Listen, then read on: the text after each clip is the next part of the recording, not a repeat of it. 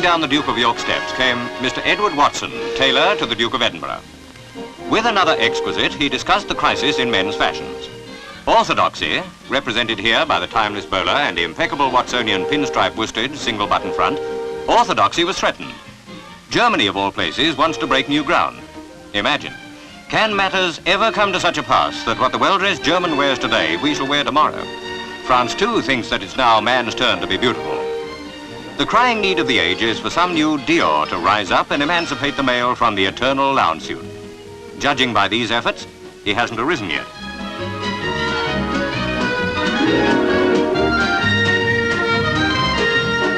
In the past, man adorned himself and made no bones about it. Now, on all sides, there are indications that we're getting back to the age of Beau Brummel. West End hairdressers have rediscovered that man's crowning glory is his hair, and not, as so many girls think, his bank balance.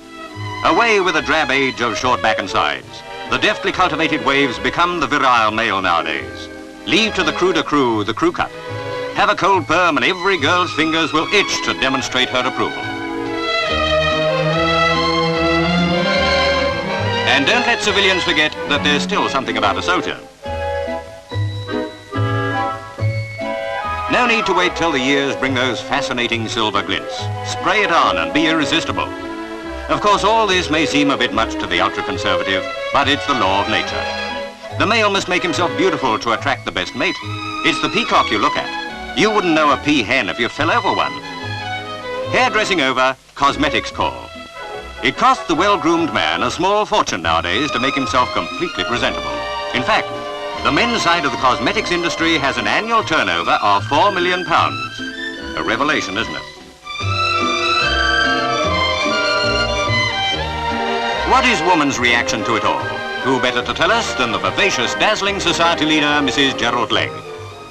Have you any comment to make on the changing fashions of men?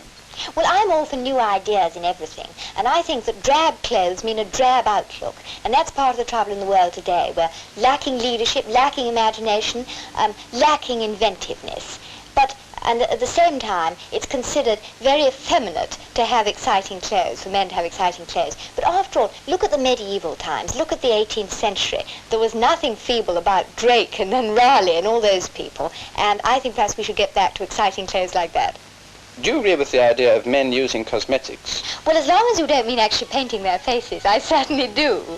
But because as a non-smoker, I can't bear men to smell either of tobacco smoke or, for that matter, compost heaps. At the Duchess Theatre, after a matinee of The Bride and the Bachelor, Cicely Courtnidge.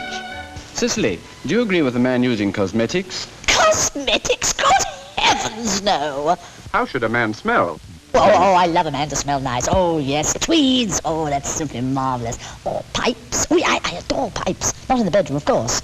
Cigars, cigarettes, all the lot. Well, what about beer? Yes, beer too. Not stale beer, fresh beer. Jolly nice. 50 years ago, a girl wouldn't have dreamt of making up in public. The way things are going, heaven forbid it will ever come to this.